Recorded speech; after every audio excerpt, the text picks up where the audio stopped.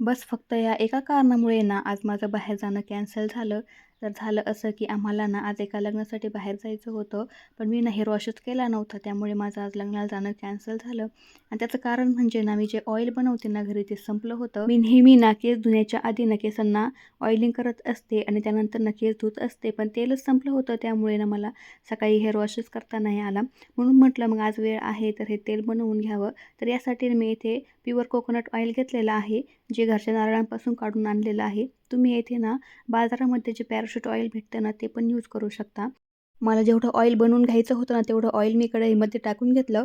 त्यानंतर त्यामध्ये ना कढीपत्ता टाकला, मेथीदाणे टाकले आणि कापूर जो आहे ना तो ना बारीक करून टाकलेला आहे आणि हे थोडंसं उकळून घ्यायचं आहे. जोपर्यंत आहे ना कढीपत्ता आणि मेथीदाणे यांचा रंग चेंज होत नाही तोपर्यंत. तुम्ही बघू शकता इथे रंग त्याचा कसा झालेला आहे आणि हे उकळून झाल्यानंतर ना थंड करून घ्यायचं आणि एका बॉटलमध्ये स्टोअर करून ठेवायचं. ते भेटूया पुढच्या ब्लॉगमध्ये. तोपर्यंत बाय बाय.